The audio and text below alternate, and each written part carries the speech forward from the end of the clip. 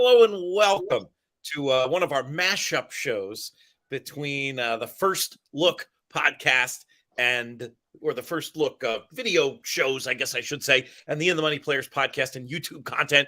I'm your host, Peter Thomas Fornatel, far from the Brooklyn bunker, over at an undisclosed location in London, England. Yes, it is the middle of the night, but I've got a big smile on my face because for a second there, it looked like we might not get to do a mandatory payout show. Oh, it would have been a mandatory payout, but there would have been no carryover because some individual or computer just got run down in the lane, and the carryover will go one more day till the end of the meet. We started off this Santa Anita meet with this team way back on December. I think we probably did record it on like Christmas Eve or something. That was a lot of fun. We had a lot of fun this meet. We got through some rough weather. We had a lot of fun.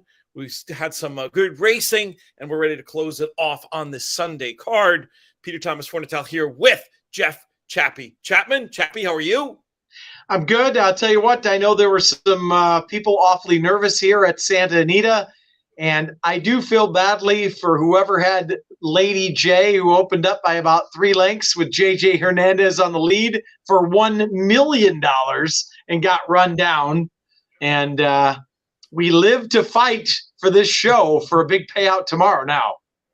And the other man whose opinions we'll be hearing, one of the best people to talk about racing anywhere in the country, but particularly Santa Anita. He is renowned professional horse player, Duke Matisse. Duke, I love the shirt. How are you doing?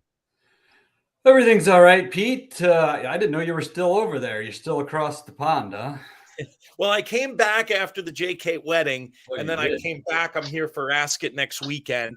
Wow, and my family's going to come over, getting a little summer. I say summer vacation, but it's work. But when work is looking at horses and gambling and meeting friends, it's ridiculous to even call it work. So it's really a fun trip. That's good. It's good to have fun. How is your Santa Anita meet progressing here? Is it the kind of thing where it goes long enough, Duke, you're ready for a little deep breath, or are you sad it's over? You know, Santa Anita's been weird. What I would suggest to Santa Anita is they should tell the trainers that the meet's going to end every day, because they all of a sudden entered all their horses when the meet ended. And so I would just say, hey, the meet's over. The meet's over. The meet's over. Maybe they'll run. Little boy who cried wolf situation we risk, but it's an interesting notion for sure. Let's talk about this pick 6, boys. It starts off in race number 7 tomorrow. We've got a filly and mare Calbred allowance going 6 furlongs on the turf. Duke, we'll start with you. How do you want to light this ball? This race, 6 furlongs on the grass, Calbred's. My top choice is the 2, Paleo's Princess. Last time had really no shot, broke from the rail, and there was no pace in the race. And you just saw, if you were just watching Santa Anita, you just saw this trainer Brocchio almost steal the last. I think this horse will be much more forwardly placed in this race and probably sit maybe like a pocket trip behind 2 or 3 speeds in here. And I think has a very good shot of winning. You want me to numbers to go choices? With, or are you standing? You want me to in terms of, well, give me an overview of, is it more of a spread race? Is it a race where you're going to narrow down to a few and maybe a few numbers to go with Paleo's Princess? My feeling was I thought the squared shady race that a lot of these horses was coming out of was extremely weak. So I'm staying off all those horses. So I've eliminated the 8, the 9, the 5, and the 4. I've eliminated those. So I'm going to key the 2 and with all the rest pretty much. So that's my angle on that race. Yeah, makes sense. 1, 3, 6, 7. Is that? Yeah. 2 with 1, 3, 6, 7, and probably 2, 3 the most. Happy. Okay. Chappie, you as against that other race as Duke. Any others to nominate beyond his spread? You know, I didn't think that race is all that strong. I will be using Hotitude, just 3rd off the layoff. I like the fact that JJ Hernandez jumps aboard. There does look like a lot of speed, and this horse should get a good stalking trip. My top pick would be the 6 Golden Microphone, who was very impressive first time out for Jonathan Wong. First time out meaning on the turf. And I think this horse is going to run a bang-up race. Kyle Frey has had a pretty darn good meet. I know he only looks like he's 11%, but he's riding well. And he got hurt today, Chappie. By the way, he got hurt. Oh, you're right. Riding. Yeah, so it'll be a change of rider on that. That's right. But the 6 would be my top pick. I'm going to use a few in here. I will use Hoditude out of that race. I wasn't in love with that race, and I think Paleo's Princess makes sense, after drawing the rail a couple times and had no shot the last time out. So I'm 3-4 deep here. 6, 9, and 2 are the numbers I'm going to check for you, unless you want to add another one, chap. Yeah, I mean, that's probably it. I thought about using Clean Karma, but Clean Karma doesn't win enough for me. So I'm probably 6, 9, 2. Let's move on. Okay, we will move on. Race 8, Maidens. We've got 6 furlongs on the dirt and a big full field of 12. Chappie, we'll keep it with you. So this is an interesting race because there's 3 Bafferts in here that I believe I'm gonna spread a little bit in here, and I can't wait to hear what Duke has to say. I watched all the replays, all the workouts. All the Bafferts look about the same to me. So I'm going to be using all 3 Bafferts, which would be the 3 Elwood Blues, the 9 Extortion, the 10 Fifth Street. And then, of course, the Sheriff's Sir Atticus second-time starter who had a brutal trip, and he rarely wins first time out and moves those horses forward quite a bit second time out. So I'm kind of the 3 Bafferts and the 5 Sir Atticus. Duke, what do you think of this one? Always a little complicated when you have so many horses from one terms of, trying to envision what the race design might be, if there's team tactics, etc. Who did you come up with? Yeah, this race, like Chappie said, goes through Baffert, especially since Elwood Blues and Fifth Street worked together, and they worked really, noses apart. I couldn't separate them. I don't know if you could, Chappie, but no, they just worked right together, and they worked like 1-12 and 4 or something like that. It was a ridiculous work, and so I can't separate those two, especially since Elwood Blues ran second to Arabian Lion first time out. Right. So it's hard to go past those two. But if I had a third and fourth choice, they would be Sir Atticus and Captain Chuchis. They're both out of the same race, and they both had trouble. But I think they're kind of in a little bit of trouble of beating the 3 and the 10. So 3 and 10 on top, 5 and 6 underneath. Fading the third Baffert runner. I don't like the 9 Extortion. I thought he was a dud, and I didn't watch his workout since, but I didn't like the way he raced first time out. Maidens again in race number 9. Fillies and mares this time. We're going 6.5 around the oval. And Duke, curious to get your thoughts on this. Another full field. Yeah, this race is difficult. The suggestion on this race is if you can somehow come up with a ticket to have it all in this race, I wouldn't mind having it. I don't know how you can do it, but I would really like to have one. I guess my top choice would be Rough Ride. I didn't like the ride last time. I thought it was a rough ride from JJ Hernandez. He kind of I don't think he had any confidence in the horse, and he just let him fall back, went inside, went outside, went inside, went outside. He was kind of weaving all over the place. So I get that would be my top choice with a very, I'm not really, high on the horse, but I'm not high on anybody else. I think Organic is the main speed of the race, could steal it maybe. She did stop to a walk last time, but this could be a different story on the turf. Getting loose on the lead on the turf, maybe she could take it all the way. And then a third choice would be Benster. Ben Cecil never wins first time out, and Mario rode him last time, and you get Tiago Pereira. It's a huge rider change. So that would be my top 3, 6, 5, 3, but I'd really like to have an all here. 6, 5, and 3, as many as you can afford on the B line for Duke. Chappie, how about you? Any more clarity in this one? Other than the ones Duke mentioned, and by the way, my top 2 picks would be the 5 and the 6. Oh my gosh, how about that? Yeah, I loved Rough Ride last time out, and the horse, like Duke said, it was a very bizarre ride, and I just don't understand what happened there. I like that JJ's coming back on that horse. Organic is clearly the lone speed. I think maybe the blinkers off on the turf. And, there's a lot of those dad's caps are actually runners. So I'm going to give that horse a look. There doesn't look to be much speed on paper whatsoever. I will use Adesia for Phil D'Amato. And the other horse that interests me, who works slow, but I thought finished up well, is the outside horse, the 11, Exclusively Noble. As we know, Dean Pedersen can get him ready first time out. I like the draw outside, so I'm 5'6", 211, and I'm going to use Duke's 3 now that he mentioned it. Let's put it that way. Gotcha. That makes sense. I mean, that's the fun of doing these shows, conversations we have in real life anyway. And when you got people like Duke to rely on, you might as well throw an extra one in a spread race. Race 10 is an allowance race going a mile on the dirt, oversubscribed field. Chappie, we've got a favorite on the morning line in Flying Drummer here, the 3 runner. Are you with or against this favorite, and who would you like to use? I'm with.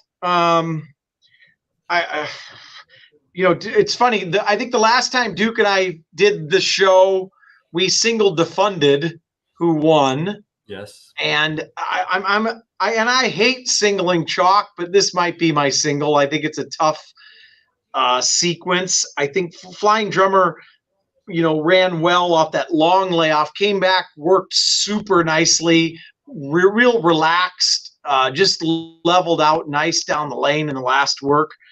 And I think this could be my single. I gave a look to Oviat Class just because that horse they always had a lot of promise, ran decently off a long layoff. Vladimir Seren's having a terrific meet. He's always dangerous. And I always have had a thing, and this is just a wild one. I have loved a horse that's burned more money and has been terrible, is Got Thunder. Maybe first time gelding does something here. If I spread, I'm using Got Thunder. If this horse doesn't run the top 3, I will never use the horse again in my entire life, because that horse has burned more money for me than probably any 5 horses on the grounds right now. So could be my single here, though, Flying Drummer. Perhaps that unkind cut can wake up your 7 runner there. And I don't hate the idea of trying to mess around with Oviat Class once. Very well thought of. Duke, how about you? How much do you think of this favorite in this spot? How much you think you'll be using? Yeah, Flying Drummer looks good here. I mean, ran second in the condition last time, and I had that day as inside not so great and speed not so great. So, I mean, he did run super good. He's going to be tough to beat. He's definitely my A play of the race. Chappie made some good points about Oviat Class. Seren has been red hot lately. He didn't get off to a good start, but now he's been turning it up. And the fact that he's running this horse in this spot, it's very positive. So yeah. I'm definitely going to use him. And Got Thunder. I had Got Thunder comes out of a very good race last time. Showed speed and quit on a day where I didn't think again you wanted to be on the rail, and he'd be a good bomb. The horse that Chappie didn't mention that I'm definitely going to use underneath is Divine Armor. Divine Armor ran behind Flying Drummer, ran 3 or 4 or 5 lengths behind him, and he had a wide trip. So 3 with 5, 7, 9. I like it. All sort of the 3 is the clear like A press, and then the other 3 all similar, Duke. Yeah, I'm not. Well, I mean, I think I'm a little lean on Divine Armor over the other 2, but not much. So if I had to go A, B, C, I'd go Flying Drummer A, Divine Armor B, and C, I'd go 7 and 9. I like it. Great stuff from the team there. Lots of agreement. That can work out very well on these shows, as it often does. Race number 11, we've got 3-year-old fillies. It's an allowance race. We're going 6 furlongs on the turf. And Duke will throw the ball right back in your court, see how we're going to get through this one. I'm only using 2 horses here. This is the race I think I can get by with just 2. And they are the 2 With Love and the 7 Spicy Bug. The 2 horse With Love got totally left in the gate last time and made a really, really nice run to get beat by only 2 lengths. And D'Amato, second time in the country, he's probably got I don't know what the percentage is, but it's probably huge. And Fresu is riding. I think he rode 3 or 4 winners today, so you got no problem with that rider. Spicy Bug just looks like the right horse. Broke his maiden out of a really good race. A horse came back to win, and 2 horses came back to run second. So she's got tactical speed. I just think it's one of those 2, and I got to move on. Yeah, Fresu's been interesting. Italian heritage, racing overseas, and making an impact. Is he standing out to you? Or is he just getting the right mounts? Do you know who his agent is? Any other scoop on him, Duke? I don't have much on him except that he can ride. I mean, he doesn't have the greatest competition at the moment. You know, he's got JJ Hernandez and Hector Barrios and I'm not sure who else. DeSormo maybe, but he doesn't get enough mounts, DeSormo. But I mean, he's doing everything right, so I got nothing against him. Chappie, where are you in this spot? And Fresu, he brought another bomb home today that almost caused all the chaos for our show to be pretty much meaningless. So, yeah. And that was a horse JJ jumped off. Yeah, so he's right. The 2 is my top pick. Absolutely. I agree with everything Duke said. That horse had a brutal trip, was off very slow, made a big move, second time off the layoff. I think this horse makes a lot of sense. I agree with everything Duke said. The only other horse I'm going to use, and this is kind of projecting because I go by a lot of works from XBTV, I'm going to use the 5 Port Ellen. There was only one work on XBTV, and it was way back in February. But Port Ellen worked on the training track with Paris Secret and worked almost heads up. And Paris Secret has since came back and won a grade 3. So I know that was a long time ago. Something must have happened. So this horse has been here that long. So for that reason alone, I'm 257. And I'm going to try to get by with 3 deep in here, and I'm going to use Port Ellen as a price. I also watched that workout, and it was a very good workout. But isn't this horse a maiden? Isn't this horse a maiden? Yeah. Maiden running. Yeah, didn't win that race overseas. Right. Kind of a weird spot, right? Yeah, it's unusual. It is the last day. I don't know. Yeah, it's an interesting thing, but that's probably it, right? He likes the horse, wants to get a race before Del Mar. Obviously, no turf coming up the next few weeks, but I don't hate the idea of taking kind of an in D'Amato we trust attitude there. I mean, when you look at the success, and I'm gonna pull the numbers right now. I'm curious to look at his. I'm not sure if Formulator will let me do a second time North America, but we can certainly get a first time North America the last 5 years. We know that's good. And then the other, I'd love to see that second number, because I do believe that, like you say, Duke, just anecdotally, he wins. In your sense of things, does he do as well? Do you think he does better first North America or second, Duke? I would say second, but I'm not, I'm totally just going off my memory. I don't have any stats in front of me. So, by the way, I don't know what the trading standings are today. I know D'Amato won at least a couple.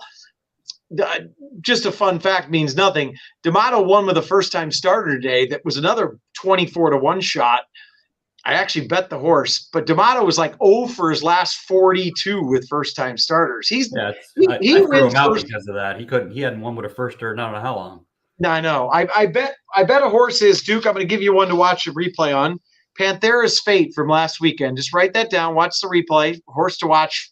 It was a first-time starter last week. Everybody. Well, that's right. So I left D'Amato out of the pick 3, so I bet him today to win. But because the horse works so well, but he used to win first time out. He's just been, but right. I don't know where the trading standing.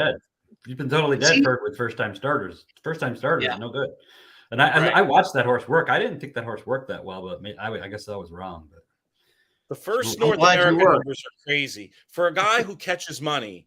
He's still 19%, 49%. But how about this? A 192 ROI, so way better than the takeout with the first time North America. There unfortunately isn't a handy dandy way to just do the second time. But I mean, I'm with you, Duke. I think the numbers are probably at least that good. If we have somebody out there, if we have a databaser out there, or we have somebody who wants to do the grueling go through formulator work and give us some idea of the second time North America stats, we'd appreciate it. Reach out to me if you want a little research project at Looms Boldly on Twitter, or contact me through the contact page over at inthemoneypodcast.com. We've got another race to talk about, and like today, it could end up being a $1 million swing for somebody. Maidens once again, a mile on the turf and a big full field. Stop me if you've heard that one before. When it comes to this closing day mandatory pick 6, Duke, how are we going to get paid? Couple ideas here. I like, I mean, I don't have a big preference in this race, but I'm just going to tell you the horses that I'm going to use. Hula Candy, the 5, Sheriff's first time out. Horse came out of the gate super slow, like his horses usually do. But that race has been very, very live. 2 winners out of that race. And I expect that horse to move forward off of that one. The 6, Caribbean King, Peter Yurton. I don't know what he stepped in the last 2 months, but he's on fire. Like his horses just run and run and run. And it looked like he gave that horse a race. He took no money, was off slow, ran on nicely. I'm going to use that one also. And the 9 I have to use because I bet it 2 ago and I bet it last time at Golden Gate. And I can't believe it didn't win at Golden Gate because it looked like it was flying and just missed. And I have to use that horse just because the trip it had 2 back sprinting. I'm a little worried about routing on the turf, but still got to use it. Those are my top 3. I think there's others you could use in here, but I'll leave that to Chappie because I'm sure he has some different opinions. All right, Chappie, how about you? Where are you with your top line, and who are some of the ones you want to include as we close this thing out? So my top pick is Caribbean King. I agree with Duke. I would love to be alive to about 5 horses in here if I could, but so would everybody else. But I agree with if you watch that replay, it certainly looked like he gave the horse a race. The horse looks like it has talent. Urton's winning everything. He rarely wins first time out. He's clearly much better second time out. And that horse did go a route first time out as well. So I think that's the horse to beat. Hula Candy, like Duke said, live race, drew the rail. Sheriff's hasn't won first time out in ages. The other horse of the ones that Duke has not mentioned, I would use Mystification. 2 sprints to a route for O'Neill.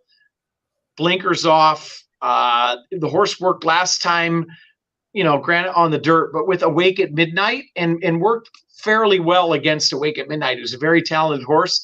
And DeSormo is riding as well as he has in a long time right now. So those 3 would be my top 3. And, there's a couple more. I think, Quality Wins is clearly a look for Glatt as well. But 5, 6, 8, 10. I'm going to use Duke's 9 now because he's smarter than I am. I don't know. Any others? Any others you want to name check in here?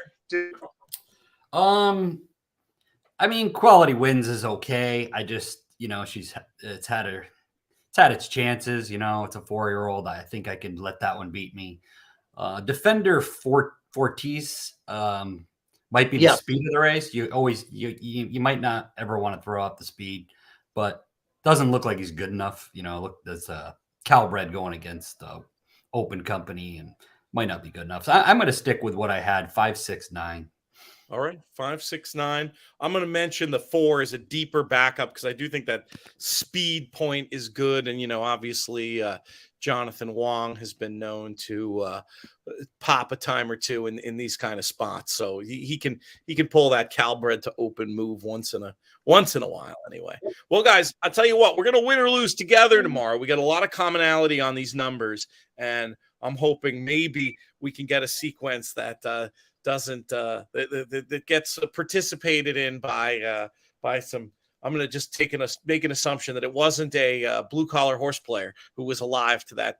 That's why I show so much glee. If it was one of our brethren or sisterin, I wouldn't be breaking out the world's smallest violin for them getting run down. But I'm pretty sure that's not the case. So I'll be obnoxious until told otherwise. Any closing thoughts from either of you on the Santa Anita meet or on this closing day card? Chappie, we'll start with you. I feel bad for whoever, if it was somebody, a regular Joe that just got run down. Duke's having a glass of wine. That guy's probably having 16 shots right now. But for our sake, I think it looks like, we've said this before, but great, full fields. It looks tough. I think it's going to pay, and it should be a great closing day. And I'm looking forward to it. Then I'm looking forward to a little time off and probably a couple glasses of wine myself right after the 12th race tomorrow. That sounds good. Any final thought from you, Duke, before we get out of here? The Santa Anita meet was okay this year. Well, nothing special happened for me. I wish that these guys would run a little more often. This is a nice card. If you could have cards like this, we could be excited about Santa Anita. And I think I was joking that they should say that the meet's always going to end, but they should do something like that. They should have smaller meets where they do end and they do take breaks. And I know they don't want to do that, but they should do it because it creates better racing. A few more breaks, the way that the opportunities could be meted out there might be a way to do it where everybody wins with a little less consistency and a little more special and a little more, spread out with pockets of racing where you kind of have to run your horse or you don't get to run your horse. Correct. Is that what you're talking about? If you run the day after Christmas and then you run for 6-7 weeks and you take a 2-week break, there's nothing wrong with that. You run at Los Al, you let those cheap Calbreds run at Los Al, and then come back. You run a really nice meet leading up to the Santa Anita Derby. You take another 2-week break. You don't go against Keeneland, right? You can create a really good scenario for Santa Anita that they can make these guys feel like we should run now because we're not going to be able to run later. Duke Matisse will consult for high quality white wine. Yes, and red too. Red too. We won't. I'm not going to discriminate. I'll drink anything tomorrow, Duke. What's that? I said I'll drink anything tomorrow, Duke. Sounds good. Yeah, you get some time off, Chappie. Some well-deserved time off. Well, guys. That's right. I look forward to seeing you. Chappie, I hope you make it back east this summer. Duke, I know I'll see you east. I'm actually going to be making a West Coast trip in late July. I bet you can guess where. That's going to be fun. I'm sure our paths will cross. It's going to be a ton of fun. Chappie, thanks for all the support. It's been so fun working with you in this context. I'm glad we got this going. Do me a favor, production meeting at the end of the show. Chappie, send me the audio file over. I'll make sure to post this as a pod too. Have absolutely loved working with you guys. Duke, the network is so much the better for having all of your participation, and we'll be talking soon. Sounds good, boys. You got it, bud. Appreciate it. This show has been a co-production of First Racing, First Bet, Santa Anita, and In the Money Media. I'm Peter Thomas Fornatal. May you win all your photos. Thanks, guys. See ya.